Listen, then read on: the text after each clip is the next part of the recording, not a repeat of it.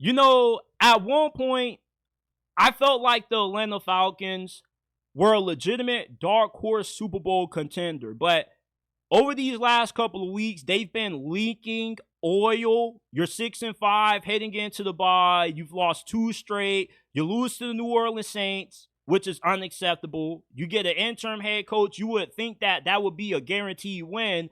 And then you get blown out and humiliated on the road against Bo Nix and the Denver Broncos. And you're 6-5 at your bye week.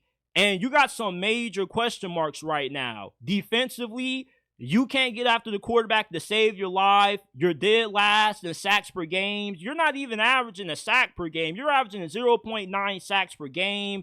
Jimmy Lake is a bad defensive coordinator. He needs to get fired.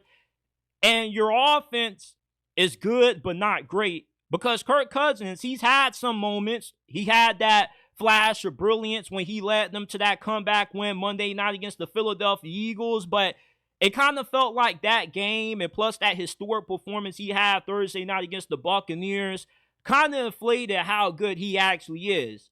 When you watch Kirk Cousins during those Eagles and Buccaneers games, you would think he's a top 5 quarterback. But outside of those performances, he's been good, not great. And the thing about Kirk Cousins is that, he's solid. You can win games with him, but oftentimes you're not going to win a lot of big games. And when you get to the playoffs, you probably aren't going to be anything more but an easy one-and-done team because you're going to be able to take advantage of a weak division. And the biggest concern about Atlanta, for why I don't feel them winning a playoff game this year, is because there are 1-3 against teams with winning records this year. Outside of your win against the Eagles, you lost to the Steelers, you lose to the Chiefs, and you lose this past week to the Denver Broncos. And the 3 toughest teams that you have to end this season off with on your schedule are against the Chargers, the Vikings, and Commanders. It's fair that the Falcons lose all 3 of those games. So at that point, if you can't beat teams with winning records, how can you be trusted to beat anybody come playoff time? And maybe there's a situation where the Falcons, not only they lose to the Chargers, Vikings, and Commanders, but maybe they drop some games that nobody really expects them to lose. Because if you lose to the New Orleans Saints, there's no telling who you could lose to at that point because you can't be trusted to beat anybody. And the problem with the Falcons is that this is a team that is offensive centric. If they got to win games in shootout fashion, scoring 38, 40 points, and it's like a 38-42 win, then they can win those kinds of games. But you can't expect to win games every week by expecting to put 30, 40 points on the board. That's unrealistic. And a lot of games, you got to rely on your defense to come away with big stops. Now, you do have some really good players in the secondary. You got A.J. Terrell, and Jesse Bates looks like he is well on his way to getting another first-team All-Pro nomination. But outside of that, man, you don't really have too much to work with on that defense. And, their decision to draft Michael Penix with their first pick in the draft, as good as a player as what Michael Penix will become, right now you definitely are feeling the impacts of passing up on Dallas Turner or not addressing your pass rush because you got to be able to pressure the quarterback if you want to win in today's NFL. They always say it's a passing league, and when you can't rush the quarterback, it makes it incredibly hard on your defense to get stops because then you got to rely on your secondary to overcompensate for your lack of pass rush. And eventually, with how good these receivers are and with all these rule changes favoring the offense, the defense pretty much can't breathe on these wide receivers. It's hard to get a lot of stops.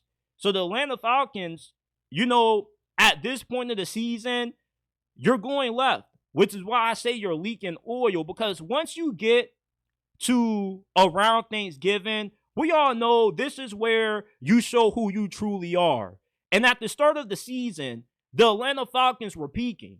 And now it looks like they peaked way too soon, and they now are about to start crashing back down to earth because the Tampa Bay Buccaneers, they get Mike Evans back. They are starting to get a little bit more healthy, and they've had some losses that have been fairly close. If the ball would have bounced in a different direction, let's say they win that coin toss against Kansas City, maybe they would have been the team to deliver their first L of the season instead of the Buffalo Bills. And the Buccaneers, they're not completely out of it right now. With the Falcons being unable to beat good teams, and you got 3 really tough opponents coming up down the stretch, I could easily see a world where the Buccaneers get hot, the Falcons go cold, and they end up surrendering their division lead to the Tampa Bay Buccaneers, and they win the NFC South once again, and the Falcons end up disappointing. This is just a team that right now, they're leaking oil at the wrong time. The good thing is that you do have a bye week to maybe try to come up with some solutions, fix some of these issues that you have defensively. Raheem Morris is a defensive-minded coach. He does know a little bit about offense, but he specializes on defense. So you would think that the Falcons should be able to get this thing turned around, but I don't really know. I really don't know what to think about Atlanta, because I was really high on Atlanta a few weeks ago. So when they lost to the Saints, I kind of just, swept it underneath the rug, because I was like, every team that's good has a few games that they lose that, nobody expected them to lose. They just played their worst football. But, you've lost 2 straight. And I'm starting to see some overlying issues with this team that carry over every time they play a competent football club. So I really don't know about the Atlanta Falcons right now.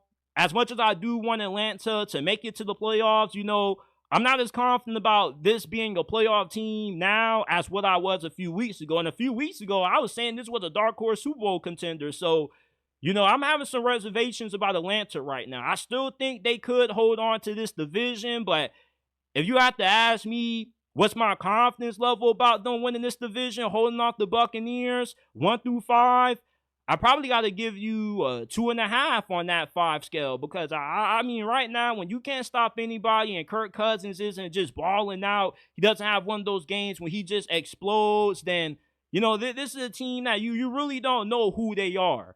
And that's the problem. They got an identity crisis at the wrong time. I shouldn't be asking, who are you as a football team with only, 6 weeks left of the regular season?